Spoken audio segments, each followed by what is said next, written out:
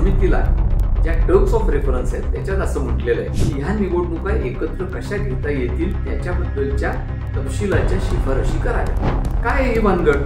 हे जे धोरण आहे त्याच्यातनं आपल्या संस्थात्मक रचनेला काही धक्का पोचतो का? निवडणुकीच्या वरती एकूण आपला जो वेळ जातो तो कमी होईल का? या अलिबाबाच्या गुहेत का शिरायचं? दर डोई दर दिवशी 10 पैसे ते 12 पैसे एवढा निवडणुकीचा खर्च होतो। नमस्कार।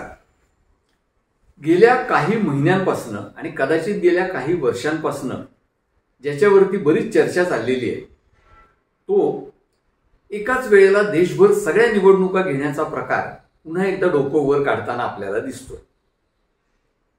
त्याचं कारण जरी संसदेच्या आत्ताच्या विशेष अधिवेशनात त्याच्याबद्दल काही घडामोड घडलेली नसली तरी माजी राष्ट्रपती रामनाथ कोविंद यांच्या अध्यक्षतेखाली सरकारने एक समिती नेमलेली आहे आणि तिचं कामकाज सध्या चालू आहे। तिने एकदा अहवाल दिला की त्याच्यावरची चर्चा आणि कारवाई पुढे चालू होईल अशी साधारणपणे चिन्ह आहे। या सरकारने रामनाथ कोविंद समितीला ज्या शिफारशी करायला सांगितलेल्या आहेत त्या काय आहेत ते लक्षात घ्या। म्हणजे तुमच्या असं लक्षात येईल की एकत्र निवडणूक घ्यायची हा निर्णय जवळपास झालेलाच आहे। ती फक्त आता कशी घ्यायची याच्याबद्दलचे काही मोडॅलिटीज किंवा संकेत ठरायचे बाकी आहेत। कारण या समितीला ज्या टर्म्स ऑफ रेफरन्स आहेत त्याच्यात असं म्हटलेलं आहे की ह्या निवडणुका एकत्र कशा घेता येतील त्याच्याबद्दलच्या तपशिलाच्या शिफारशी कराव्या। काय ही भानगड? सध्या भारतामध्ये लोकसभेची निवडणूक जेव्हा होते तेव्हा देशातल्या सगळ्या विधानसभांच्या निवडणुका होत नाहीत, कारण प्रत्येक विधानसभेची मुदत वेगवेगळी असते। आता काही लोकांना काही वर्षांपासून असं वाटायला लागलेलं आहे की एकाच वेळेला सगळ्या विधानसभांची आणि लोकसभेची निवडणूक व्हायला पाहिजे। 52 ते 67 जेव्हा भारत स्वतंत्र झाल्यानंतर निवडणुका नव्याने सुरू झाल्या त्यावेळेला काही वर्ष सगळ्या निवडणुका एकाच वेळेला व्हायच्या, पण पुढे विधानसभांची मुदत कमी अधिक होत राहिली। 71 साली लोकसभेची मुदत लवकर संपवली गेली आणि त्याच्यातनं एकाच वेळेला निवडणुका होणं बंद पडलं। आता सध्या अशी परिस्थिती आहे की लोकसभेच्या निवडणुकीच्या बरोबर जेमतेम 4 किंवा 5 राज्यांच्या निवडणुका होतात आणि बाकी सगळ्या राज्यांच्या निवडणुकांचं वेळापत्रक हे स्वतंत्र असतं। सध्या सगळ्या गोष्टी एकाच वेळेला एकसारख्या व्हायला पाहिजेत याचा आपल्याला इतकं वेळ लागलेला आहे की त्याच्यातून एकाच वेळेला सगळ्या निवडणुका व्हायला पाहिजेत ही घोषणा वन नेशन वन इलेक्शन या नावाने लोकप्रिय करायची असं सरकारने ठरवलेलं दिसतं। जेव्हा तुम्ही केव्हाही असं अत्यंत महत्वाचं धोरण आखता त्यावेळेला 2 गोष्टी बघायला लागतात। एक म्हणजे ते जे धोरण आहे त्याच्यातनं आपल्या संस्थात्मक रचनेला काही धक्का पोचतो का? दुसरा प्रश्न असतो त्या धोरणामागे व्यवहार्यता किती आहे?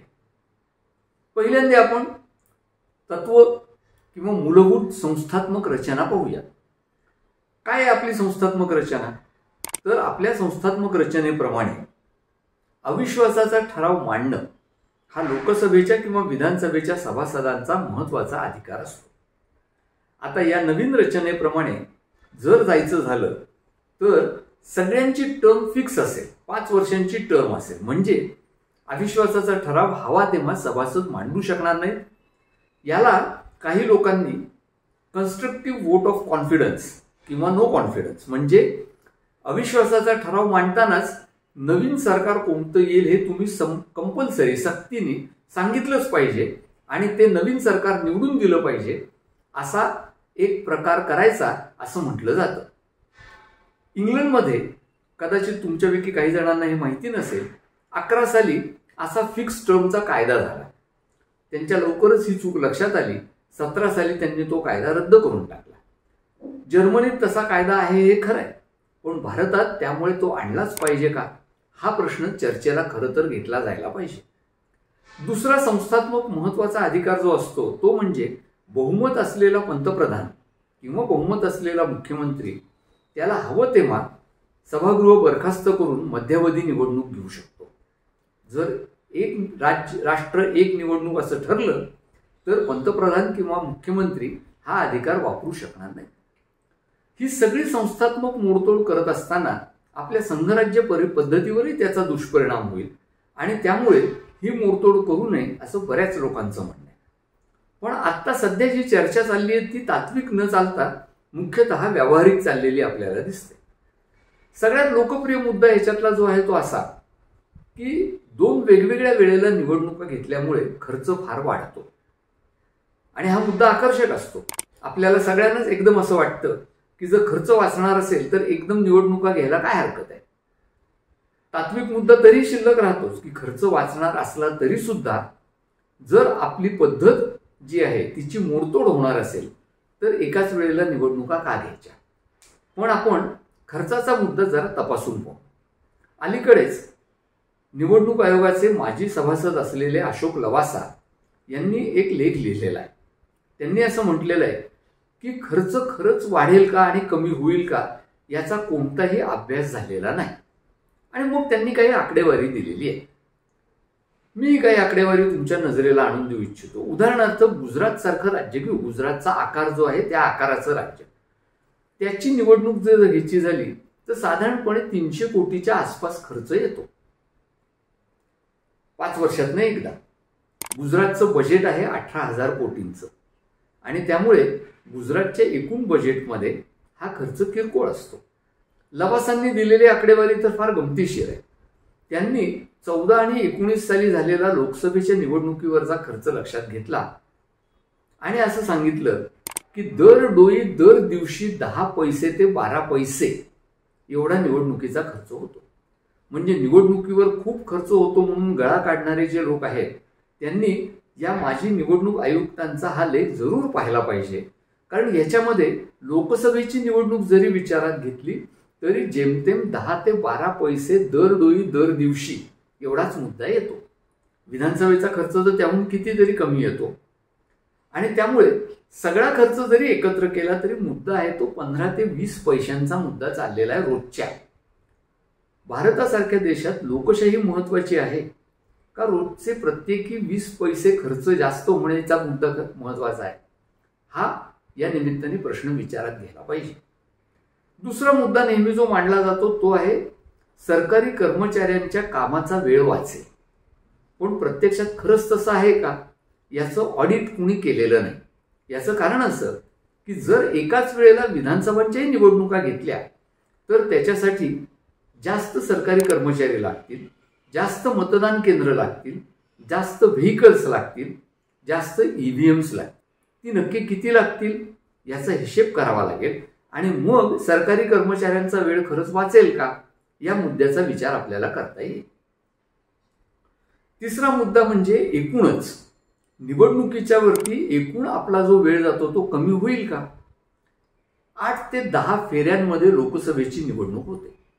विधानसभेच्या निवडणुका त्याच वेळेला असतील तर अनेक राज्यांमध्ये सुरक्षिततेच्या कारणांमुळे किंवा मतदान यंत्रांच्या उपलब्धतेमुळे त्या निवडणुकीच्या फेऱ्या वाढवाव्या लागतील मतदानाच्या.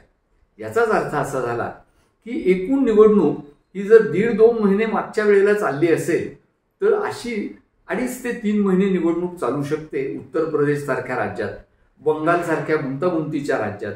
हे आपण लक्षात ठेवलं पाहिजे. म्हणजे सरकारी कर्मचाऱ्यांचा वेळ वाचणं असेल, खर्च असेल, यापैकी कोणत्याही मुद्द्यावरती आत्ता आपल्याकडे ठोस उत्तरं नसताना या अलिबाबाच्या गुहेत का शिरायचं असा खरा मुद्दा आहे. आणखीन एक मुद्दा जो सांगितला जातो तो असा की मॉडेल कोड ऑफ कॉन्डक्ट किंवा आचारसंहितेमुळे सरकारी कामकाजात अडथळा येतो. याच्याबद्दल अनेक तज्ज्ञांनी खुलासा केलेला आहे की मॉडेल कोड ऑफ कॉन्डक्ट हे फक्त त्या त्या राज्यापुरतं विधानसभेच्या निवडणुकीला लागू होतं आणि त्यामुळे उद्या समजा महाराष्ट्राची निवडणूक 6 महिन्यांनी नंतर झाली लोकसभेच्या तर फक्त महाराष्ट्रात आचारसंहिता पुन्हा लागू होईल, इतर राज्यांमध्ये ती लागू होणार नाही. आणि मुळात आचारसंहिता लागू होईपर्यंत कोणत्याही सरकारने घोषणा द्यायला का थांबायचं हा खरा तर प्रश्न आहे. पण तो आपण बाजूला ठेवूया. एकंदर आपल्याला असं दिसतं आणि लवासांचं नेमकं जे म्हणणं आहे ते असं आहे की इतक्या गुंतागुंतीच्या मुद्द्यावरती एकदम धोरण ठरवण्याच्या आधी कोणीतरी त्याचं ऑडिट करायला पाहिजे आणि एस्टिमेट्स द्यायला पाहिजेत. वेळ किती वाचेल, खर्च किती वाचेल, मतदान यंत्र किती लागतील, तेवढी उपलब्ध होतील का, एकाच वेळेला ते किती लागतील आणि त्यांची मतमोजणी होईपर्यंत ती अडकून पडतील, तोपर्यंत ती दुसरीकडे उपलब्ध होऊ शकणार नाहीत. याचा विचार जर तुम्ही फक्त व्यवहाराचा विचार करणार असाल तर तुम्हाला करावा लागेल. म्हणजे ज्याचा फायदा काय आहे हे स्पष्ट नाही, ज्याच्यातून तोटा होण्याची बरीच शक्यता आहे आणि ती व्यवहार्य आहे का नाही याचा काहीही पत्ता नाही, अशी योजना अचानकपणे का अंमलात आणायची हा प्रश्न खरं तर कोविंद समितीने विचारायला पाहिजे. याच्यापूर्वी नीती आयोगाच्या एका वर्किंग ग्रुपने, टास्क फोर्सने याच्यावर चर्चा केली होती. लॉ कमिशनने याच्यावर चर्चा केली होती आणि लॉ कमिशनच्या अहवालात तर असं म्हटलेलं आहे की अशी निवडणूक घ्यायची झाली तर विधानसभांची सुद्धा मान्यता त्याला घ्यावी लागेल. आता कोविंद समिती काय अहवाल देते ते आपण बघूयात, पण तिची वाट बघत असताना आपण हाही प्रश्न स्वतःला विचारून पाहूयात की उत्तरं माहीत नसलेल्या प्रश्नाचा अभ्यास करायच्या ऐवजी आधी उत्तर ठरवून त्याप्रमाणे अहवाल आणि शिफारशी मिळवण्याची गडबड आपण नेमकी कशा करता करतो आहोत. नमस्कार.